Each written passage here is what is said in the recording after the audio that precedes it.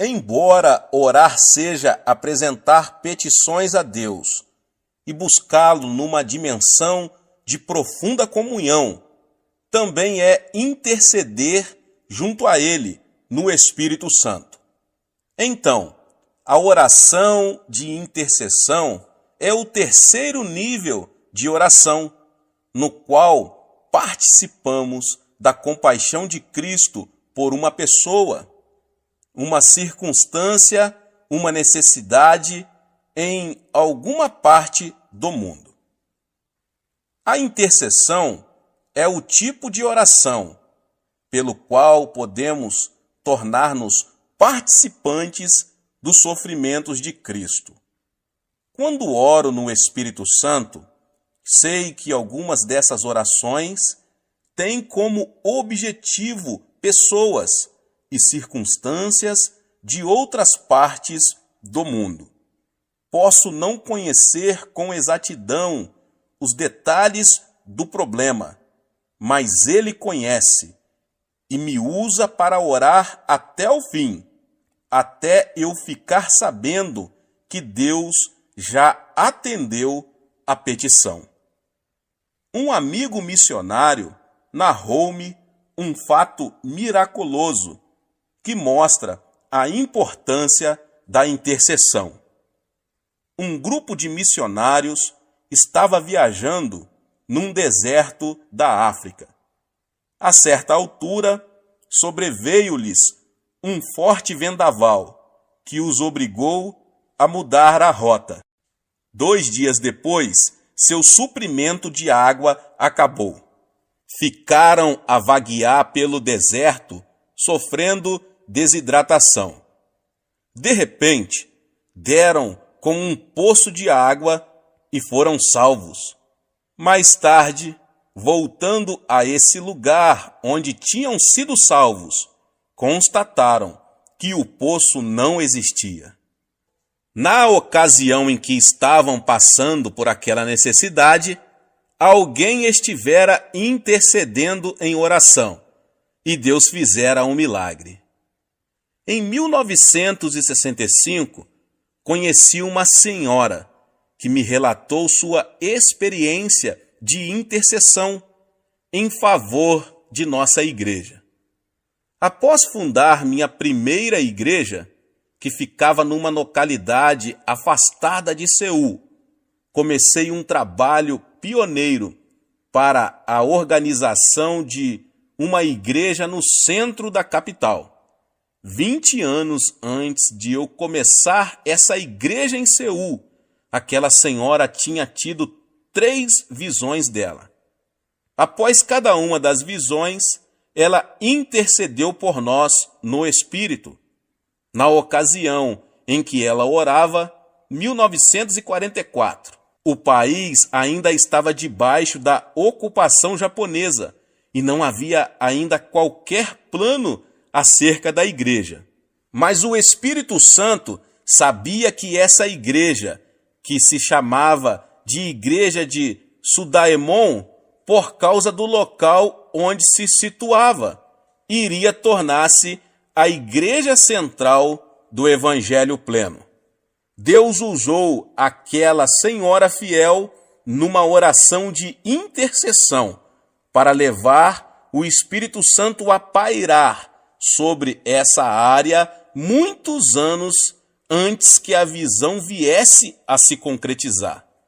E quando o Espírito paira sobre uma região, ele tem consigo toda a dinâmica da vida, assim como uma semente, no plano material, tem consigo a vida e dá origem a ela. Esse ponto é muito importante, e por isso que desejo estender-me um pouco mais nele.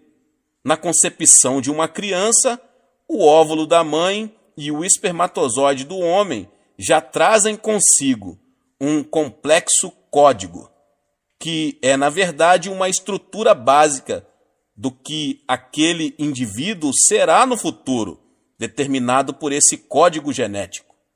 Quando o Espírito Santo produz vida, grande parte da dinâmica dessa vida é determinada pela vontade de Deus e implementada pelo Espírito Santo. Em 1944, ninguém imaginava que no futuro Deus ergueria no centro de Seul uma igreja que seria o meio pelo qual toda a nação coreana iria receber o Evangelho. Mas o Espírito Santo sabia, pois conhece a mente de Deus.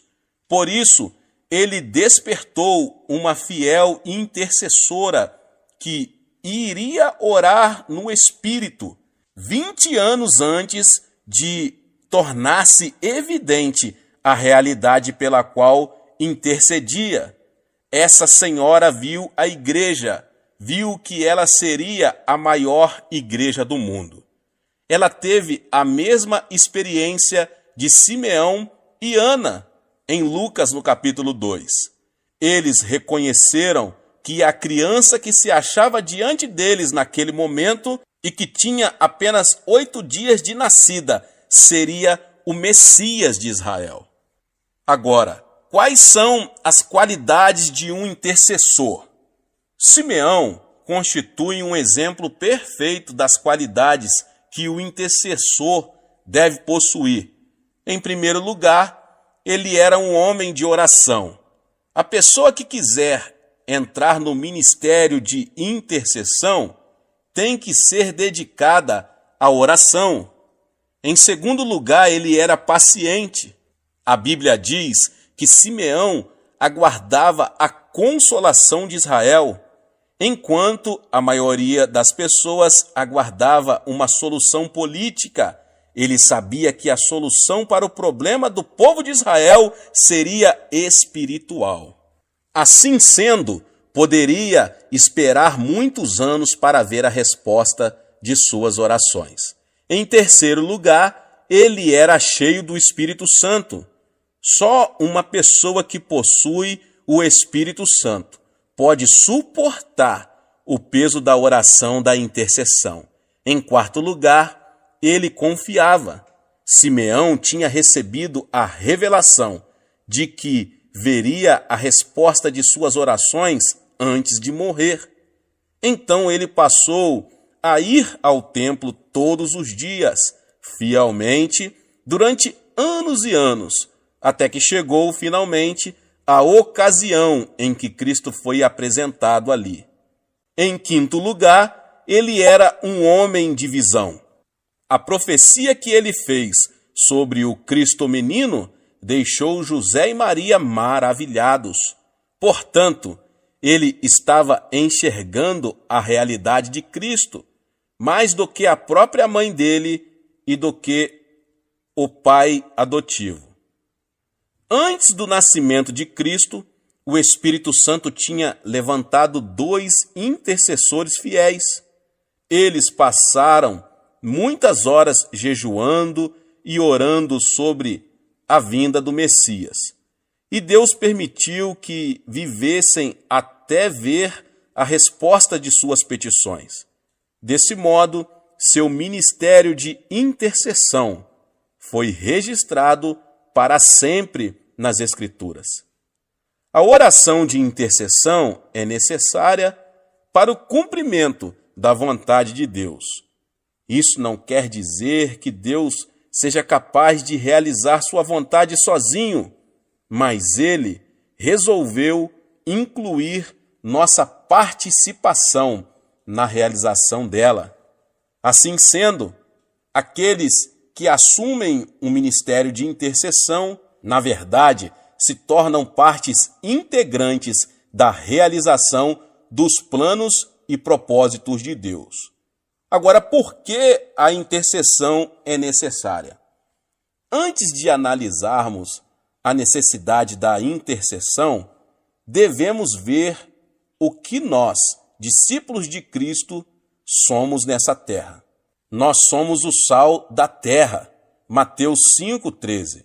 O sal dá sabor aos alimentos, aos quais é adicionado. Jó disse o seguinte: comer-se-á sem sal o que é insípido? Jó 6,6. A igreja deve ter na terra a mesma função do sal. Nossa presença na terra impede que Deus destrua este mundo pecaminoso, como destruiu Sodoma e Gomorra. Assim, ele coloca sobre nós a responsabilidade do retardamento do juízo final, dando mais tempo aos homens para que aceitem ou rejeitem a Jesus Cristo como Salvador. Da mesma forma, somos embaixadores de Cristo. Assim, somos enviados como representantes oficiais de nosso governo, o Reino de Deus, para apresentar seus interesses em um país estrangeiro. Quando dois governos estão em guerra, a primeira coisa que fazem é retirar seus embaixadores. Portanto, o fato de permanecermos nesta terra significa que Deus ainda está suportando o pecado do mundo e ainda há tempo para se pregar o Evangelho. Mas o sal também restringe o processo da deterioração. Antes de existirem geladeiras, as pessoas que viajavam também tinham que cobrir de sal a carne que levavam, para que ela não se estragasse. O espírito do anticristo já está em operação na terra desde o primeiro século. João escreveu o seguinte: e todo espírito que não confessa a Jesus não procede de Deus. Pelo contrário, este é o espírito do anticristo, a respeito do qual tendes ouvido que vem e presentemente já está no mundo. Filhinhos, vós sois de Deus e tendes vencido os falsos profetas, porque maior é aquele que está em vós do que aquele que está no mundo. 1 João 4, 3 e 4. O espírito do anticristo, que é o espírito do desrespeito às leis, está operando com uma influência cada vez maior no mundo. Eventualmente, esse espírito produzirá o anticristo em pessoa. Por meio da igreja, o Espírito Santo está detendo essas forças contrárias a Deus, até que essa força positiva seja removida da terra. À medida que vamos amadurecendo no cristianismo, começamos a compreender que ser crente não é apenas um privilégio, mas também constitui uma responsabilidade. E sendo a principal barreira que impede a expansão da influência de Satanás no mundo, precisamos entender bem a importância da oração de intercessão.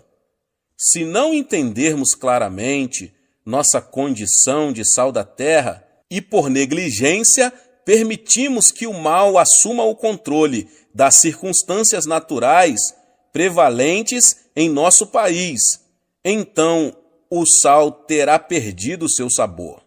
Naquela ocasião, Jesus disse: para nada mais presta, senão para ser lançado e ser pisado pelos homens. Nós fomos chamados por Deus também para sermos um reino de sacerdotes. E como corpo sacerdotal de reis, recebemos a autoridade. A tarefa do sacerdote do Antigo Testamento era interceder pelo seu povo diante do propiciatório. Assim também, em nossas orações de intercessão, exercemos nosso papel de sacerdotes do Novo Testamento, tomando posição na brecha, clamando pelas necessidades do povo de Deus. Deus determinou que seus filhos governem conjuntamente com Cristo.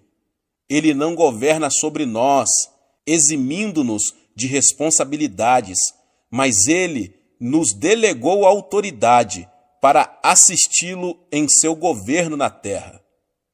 E pôs todas as coisas debaixo dos pés, e para ser o cabeça sobre todas as coisas, o deu à igreja, a qual é o seu corpo, a plenitude daquele que a tudo enche todas as coisas.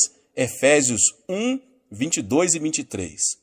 E no capítulo 2, Paulo amplia sua explanação de nosso papel como governantes e, juntamente com ele, nos ressuscitou e nos fez assentar nos lugares celestiais em Cristo Jesus.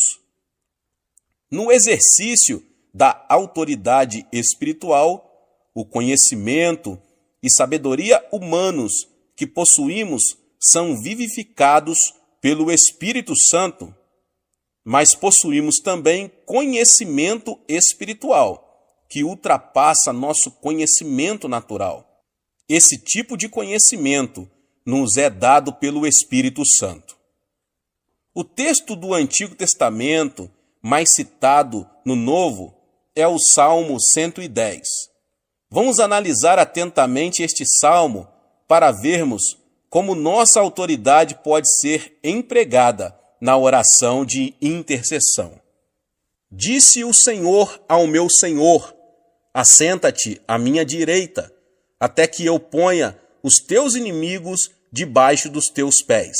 O Senhor enviará de Sião o cedro do seu poder, dizendo: domina entre os teus inimigos. Apresentar-se-á voluntariamente o teu povo no dia do teu poder, com santos ornamentos, com o orvalho emergindo da aurora, serão os teus jovens. O Senhor jurou e não se arrependerá.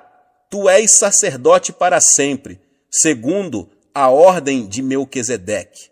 O Senhor, à tua direita, no dia da sua ira, esmagará os reis. Ele julga entre as nações, enche-as de cadáveres, esmagará cabeças por toda a terra. De caminho, bebe na torrente e passa de cabeça erguida.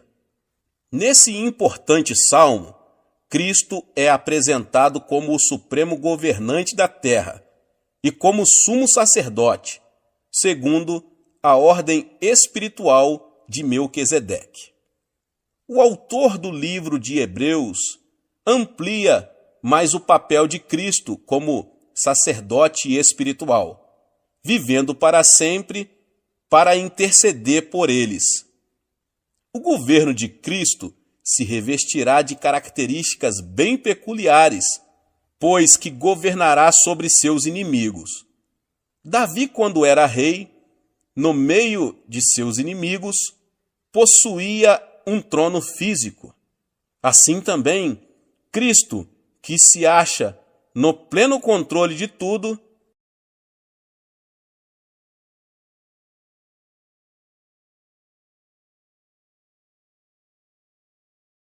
sem contudo possuir os tronos físicos do poder terreno.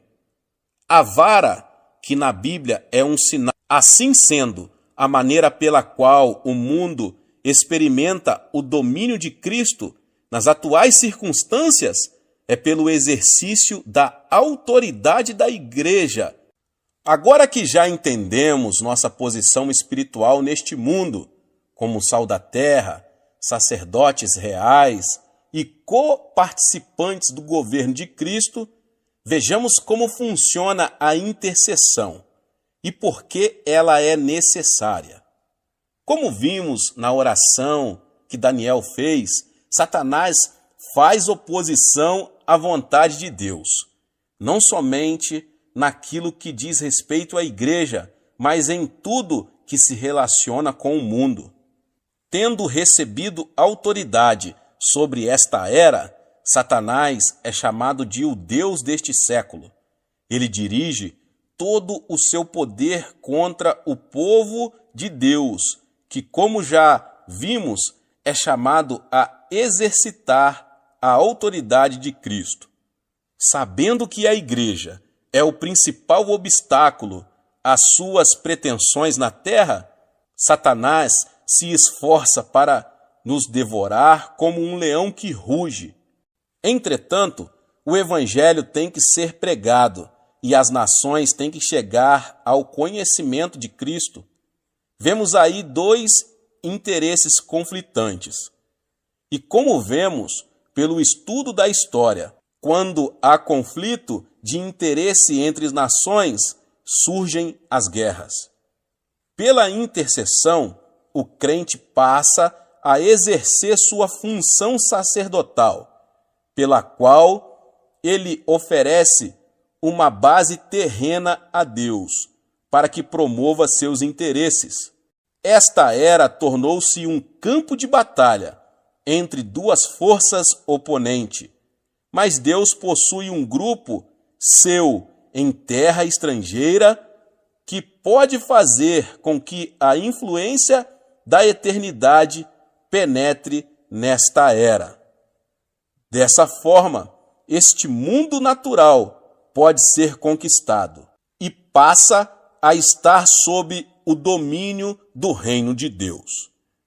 Quando Israel estava guerreando contra seus inimigos, Moisés levantou as mãos, mas na hora em que ele abaixava as mãos, Israel era derrotado. Isso é um símbolo claro da prática da intercessão. Existe um preço na intercessão. Antes de compreendermos o preço da oração intercessória, precisamos entender o sofrimento atual de Cristo. Quando Saulo estava viajando para Damasco, ele viu uma luz fortíssima. Enquanto seus companheiros de viagem ouviam um trovão, ele ouviu claramente uma voz do céu que indagava: Saulo, Saulo, por que me persegues?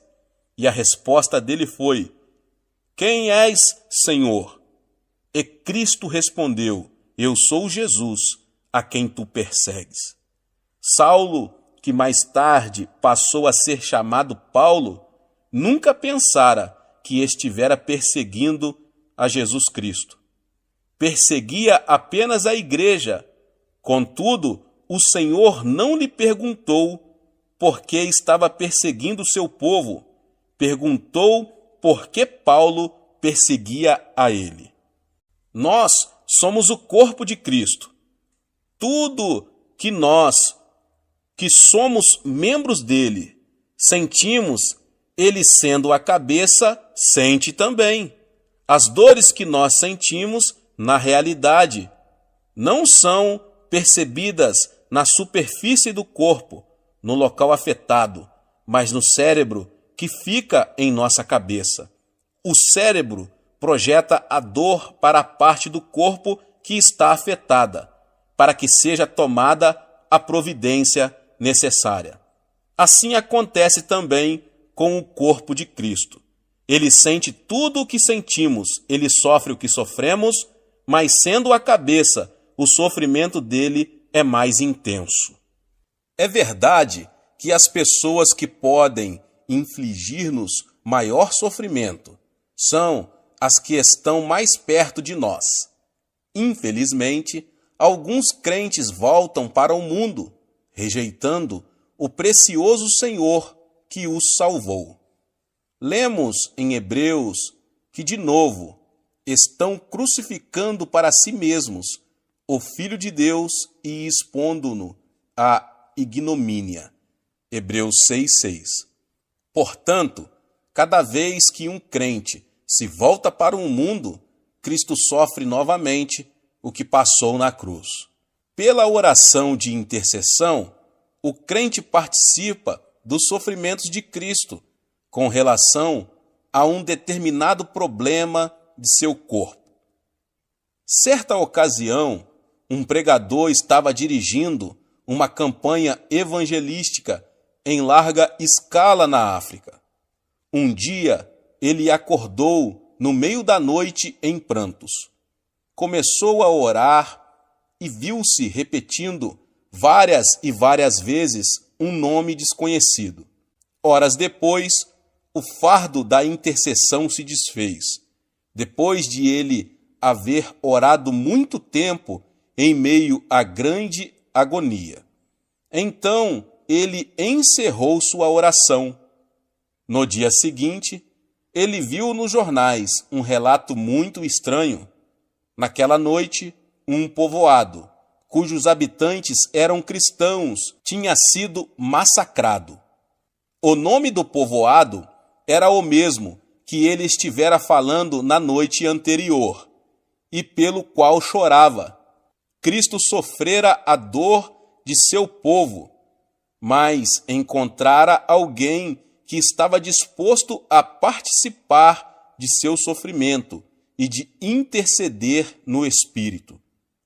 Paulo escreveu o seguinte: para o conhecer e o poder da sua ressurreição e a comunhão dos seus sofrimentos. Filipenses 3:10. Nesse versículo, Paulo demonstra que não apenas quer gozar do poder da ressurreição de Cristo, mas também está disposto a ter comunhão com ele em seus sofrimentos. Em nossa igreja, dispusemo-nos a iniciar um ministério de intercessão. Já aprendemos a exercitar a oração da petição e estamos vendo nossas necessidades serem atendidas. Praticamos também a oração devocional, de modo que gozamos de comunhão com nosso maravilhoso Senhor. Mas estamos ainda mais comprometidos com a oração de intercessão, de modo que estamos presenciando um avivamento em nossa terra e o veremos no mundo todo. Não existe nenhum outro lugar da terra onde se saiba que milhares de pessoas estão jejuando e orando continuamente, entre 3 e 10 mil pessoas. Estamos encarando seriamente a batalha que Deus nos mandou travar. Estamos utilizando com toda seriedade as armas espirituais que nos garantirão a vitória. Sabemos perfeitamente qual é o campo de batalha, o coração de todos os homens do mundo, e estamos convencidos de que partilharemos da vitória final com o Rei da Glória. Quais portas adentramos ao fazer orações de intercessão? Além da sua função comum, como meio de entrada numa casa ou prédio, a porta é usada metaforicamente como entrada para uma experiência espiritual ou para uma oportunidade. Por isso, Jesus disse: "Eu sou a porta." Ele é o meio pelo qual o homem pode chegar ao Pai. Paulo empregou essa palavra como uma entrada para uma oportunidade. Ele disse: "Ora, quando cheguei a Troade para pregar o Evangelho de Cristo, e uma porta se me abriu no Senhor, não tive, contudo, tranquilidade no meu espírito." 2 Coríntios 2, 12 e 13. Escrevendo à igreja de Filadélfia, João relata esta revelação de Cristo: "Conheço as tuas obras. Eis que tenho posto diante de ti uma porta aberta, a qual ninguém pode fechar." Apocalipse 3:8.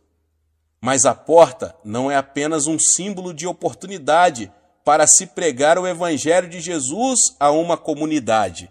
É também uma oportunidade para uma pessoa, como diz o Senhor: "Eis que estou à porta e bato.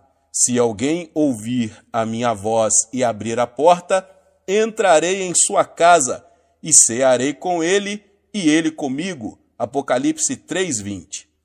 Existem portas de acesso às nações e grupos étnicos que podem ser abertas. Assim que ela se abre, essas pessoas podem receber fé e crer. Ali chegados, reunida a igreja, relataram quantas coisas fizera Deus com eles e como abrira aos gentios a porta da fé. Atos 14, 27. Entrar numa dessas portas de oportunidade implica enfrentar oposição espiritual por parte dos principados e potestades que impedem que as nações recebam o Evangelho e o aceitem. Porque uma porta grande e oportuna para o trabalho se me abriu, e há muitos adversários. 1 Coríntios 16, 9. Somente o Senhor Jesus Cristo pode abrir uma porta que está fechada para o Evangelho. Ora, quando cheguei a Troade para pregar o Evangelho de Cristo, e uma porta se me abriu no Senhor. 2 Coríntios 2, 12. Como podemos conseguir que se abram as portas da fé e da oportunidade? Já vimos que é Cristo quem abre essas portas. Contudo, Deus nos tornou membros do corpo dele. Isso significa que a cabeça tomou a deliberação de atuar na terra através de seu corpo.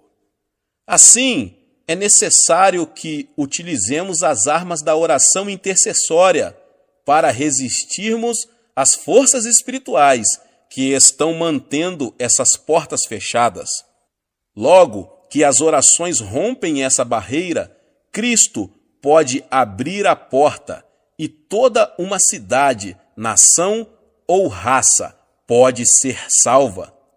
Paulo confirma isso quando diz: suplicai ao mesmo tempo também por nós, para que Deus nos abra a porta à palavra, a fim de falarmos do mistério de Cristo, pelo qual também estou algemado, para que eu o manifeste como devo fazer. Colossenses 4, 3 e 4. E Cristo não quer abrir apenas as portas da oportunidade para que o seu povo possa pregar o Evangelho. Existem portas de revelação e conhecimento que também podem ser abertas. Jesus repetiu muitas vezes a seguinte frase: quem tem ouvidos, ouça. Essa afirmação, dirigida às igrejas do Apocalipse, nos capítulos 2 e 3, nos mostra que muitas vezes não entendemos o que ouvimos. É preciso que a porta do entendimento seja aberta para que nossa mente compreenda o que Deus deseja revelar-nos. Depois destas coisas, olhei, e eis não somente uma porta aberta no céu, como também a primeira voz que ouvi, como de trombeta, ao falar comigo, dizendo: sobe para aqui, e te mostrarei o que deve acontecer depois destas coisas. Imediatamente eu me achei em espírito. Apocalipse 4, 1 e 2. Vimos no livro de Atos que Deus pode abrir uma porta de oportunidade e mantê-la aberta para que preguemos o Evangelho sem empecilhos. Paulo tinha sido acusado formalmente e conduzido a Roma, que naquela época era o centro da pecaminosidade. Ele orou e pediu a outros que intercedessem por ele.